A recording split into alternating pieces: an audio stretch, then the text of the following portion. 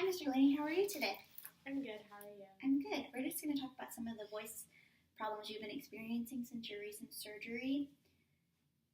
You were intubated, which was irritating for your vocal folds, or your vocal cords, because of the tube that was placed down and wouldn't allow them to open or close and probably hit them on the way in or out. And because of that irritation, it caused a granuloma, or like a bump on your vocal folds on the left one. It looks kind of like this. It's due to tissue irritation, which happened with the intubation. And as you can see, it is kind of hard for your vocal folds to close all the way. It's in the way and it can't get that complete closure like we would have if it wasn't there. Because of this, your voice sounds a little bit breathy, or like there's extra air in it, which is true because the air is escaping through here, whereas normally there wouldn't be that space. Some of the symptoms of a granuloma that I hear in your voice are pitch breaks or a voice crack where you're moving from one pitch to another and there's a short break in your voice because you're not able to smoothly move from one pitch to another. And another one is frequent throat clearing, which you have reported that you've been experiencing quite frequently. We'll talk about that more later, but throat clearing is a habit that leads to vocal abuse, so we want to try to limit that as much as possible. We'll talk about some strategies later. When I listen to your voice, I hear a little bit of roughness, which sounds a little bit like sandpaper, so as if you're simultaneously speaking and rubbing sandpaper. It kind of sounds like that. And also a little bit of strain, which with that, when we looked at your vocal folds, we saw that your muscles above are working a little bit too hard. They're trying to help with your voice, and that causes some strain and they're doing extra work that they don't need to. So it's a little bit more effortful and irritated than they need to be. Granulomas can be addressed through surgery. There can be surgical removal of it, and they also can inject Botox to weaken the impact so that your vocal folds aren't just really trying to slam together or hit one another really harshly. But we're going to try some different techniques to try to alleviate some of the strain on your voice today to see if those help before you resort to surgery.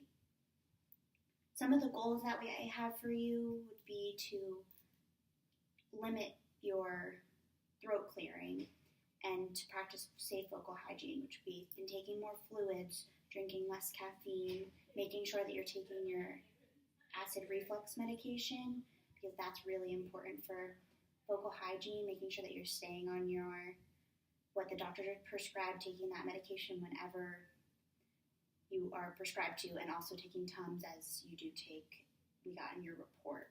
So continuing to do that is really important, as well as making sure that you're drinking a lot of water and not drinking a lot more water than you are caffeine. That's very important because caffeine can dry out your vocal folds, and we don't want that, especially when you're already having some other voice problems.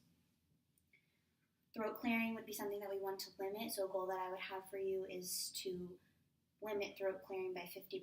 We'll talk about some of the strategies to do that soon.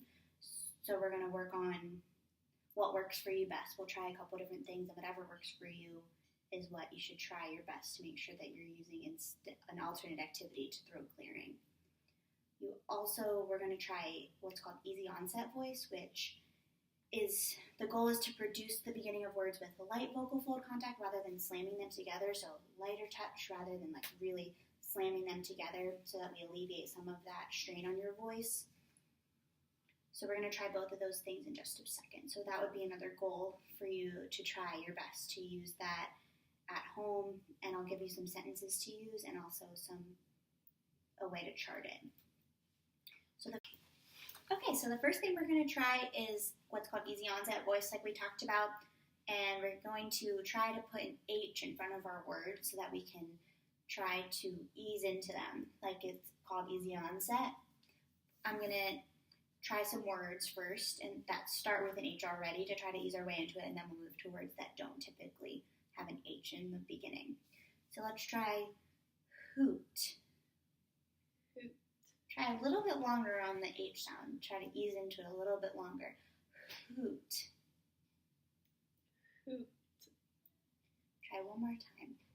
Hoot. Hoot. That was good. Try to shorten it a little bit. Hoot. was good. Let's try haul. Can you do that one more time? Mm-hmm. Haul.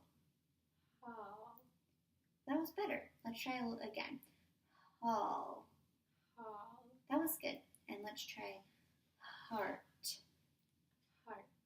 Try a little bit longer. Heart. Heart. And try again. Heart. Heart. That was good. See how easy it was to start the word? Let's try a word that doesn't start with an H. That's a little bit more natural. We'll try apple, but with an H. So, apple. Apple. Try a little bit longer. Apple. Apple. Okay, and try a little shorter. Apple. Apple. Apple. Apple. Try apple. Apple. And then try apple. Apple. Try a little softer. Apple. Apple. That was good. So we'll try one phrase, and then I'll send you home with some exercises to do. So we're going to try the phrase, Annie ate an apple, but all with the H in front. So, Hanny ate hen apple. Hanny ate apple. Try a little bit longer. So, Hanny ate hen apple. Hanny ate apple. Okay, and let's try Hanny, and just that word. Hanny Hate ate hen apple. apple. Okay, and then try Hanny ate an apple. Hanny ate an apple. Try to keep it nice and light through the whole thing, and try to do Hanny ate an apple. Hanny ate an apple. Good. Try it without the H in front. Try to just keep your voice nice and light. Annie ate an apple. The ending was good, but let's try Annie a little bit. Annie. Annie. Good. So try that. Annie ate an apple. Good. Okay. So I'll send you home with some different exercises to do for that. And another thing we wanted to talk about was some different things you could do instead of throat clearing, because as we talked about, it is not a great habit to be in, and hopefully not something that is necessary for you all the time. It might feel like you are, but and then you get into the habit of, and it's not something that you should be doing very often. So we would like to decrease your throat clearing by 50% in all different settings. So at home, at work, and then when you're here as well. So I'll have you start charting that when you're at home. So some different things you can do for throat clearing is you can, when you feel like you need to throat clear, you can hum, you do which you can try to make a little bit soft so that if you're at work it's not as noticeable. Or you can do a dry swallow, so a swallow without any sort of liquid or food that you're intaking. So just swallow and see if that helps. So why don't you try both those and see which one you're more comfortable with? Which one do you think would work best? You can do a mixture of both as well, but if there's one you want to practice right now, which one would you choose? Probably the dry swallow. The dry swallow? Okay. So anytime you feel like you are going to throat clear, so if you feel like you need to, just take a second, excuse me, use that dry swallow, and then try to make sure that you might at first still feel like you need to throat clear, and then hopefully you'll get into the habit of using the dry swallow instead of throat clearing, which will help relieve some of that strain on your voice and hopefully help without having to resort to surgery. So I'll give you this sheet. So what you'll do is each day you can choose which box is which, but at home, at work, or any other setting that you're in a lot. So when you, each day, I'll also give you a bunch of these. you'll write down how many times you throat cleared, and then you can write an alternate type. You can do pluses and minuses, whatever works for you, another type of symbol to signify that you used an alternate response for throat clearing. So you want to try to limit that as much as possible. So try your best to chart every time that you do feel like you need to throat clear, and hopefully we're going to see this start to decline. And if we don't, we'll talk about some other ways that we can help. But in addition to this, making sure that you're drinking enough water and all of that. So I'll send you home with this, and then we'll look at it every time you come in to see how you're doing with that. And again, you can use the swallow, you can use humming, whichever one works best for you. And then I will give you some of the easy onset practice targets, because a goal would be for you to be using easy onset voice in every setting that you're in all the time, which you'll have to work up to because it isn't natural for you right now.